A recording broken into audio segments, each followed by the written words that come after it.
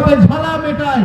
আমি সব সংবাদ মাধ্যমের কথা বলছি না, সংবাদ মাধ্যম বলতে ভাতারে কারা কাজ করেন আমি তাদেরকে চিনি জানি। যদি একটু করে সাংবাদিকতার পাঠ তাদের জানা থাকে তারা নিরপেক্ষ সংবাদ পালন করেন, কিন্তু এমনও ডিজিটাল মিডিয়া আছেন সাংবাদিকতার নাম করে তিনি শুধু তার ব্যক্তিগত স্বার্থ চরিতার্থ করার জন্য তিনি সেই চ্যানেলটিকে মাঝে মধ্যে বার করেন আর পৌঁছে যান আপনাদের ফুটে ফুটে আপনাদের বিরুদ্ধে কুৎসা অপপ্রচার করে দেখানোর চেষ্টা করেন। আপনারা ইতিহাস জেনে নিন, তার স্ত্রী বলগুনা গ্রাম পঞ্চায়েতের প্রধানের বিরুদ্ধে সিপিআইএম থেকে প্রার্থী হয়েছিল। হরিপুর গ্রামের মানুষ, বলগুনা স্টেশনের মানুষ তার স্ত্রীকে কাস্টাতুরি তারা চিহ্নে বিপুল ভোটে জয়লাভ করিয়েছে। এই হলো রাজনৈতিক মদত পুষ্ট মেকি সাংবাদিক, তাকে ধিক্কার জানাই। আমরা তো এতটুকু ত্রুটি নেই, আমার এতটুকু ত্রুটি নেই। আমি যেটা বলছি আমার এতটুকু ত্রুটি নেই। ওই তো আমরা যে বলেছিলাম, ওই তো জুলফিকার ছিল, আমি ছিলাম, তারপরে মহিবুল ছিল, ছিল, সবগুলো ভাই শফিকুল ছিল, শফিকুল ছিল, মিলন আর মহাদেব ছিল। তখন মহাদেব ওইটা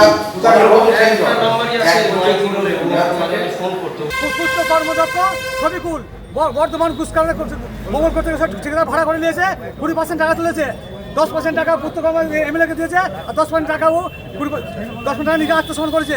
3 কোটি টাকা মালিক হয়েছে, এখন বর্ধমানে ফ্ল্যাট কিনেছে, কলকাতা ফ্ল্যাট কিনেছে।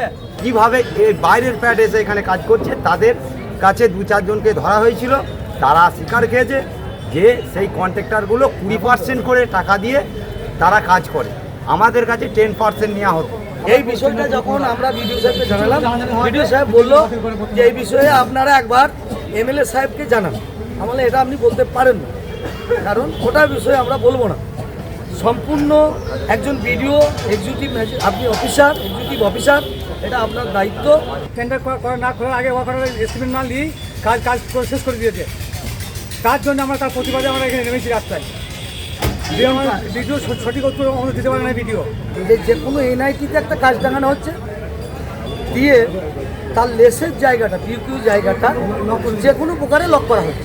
কোনো একটা সময় এই অফিসেরই কোনো স্টাফ যুক্ত থেকে 2-5 মিনিটের জন্য খুলে দিয়ে তাদের 2-3টে পেপার পড়ে যাচ্ছে, বাকিগুলো ফেলতে পারছে না।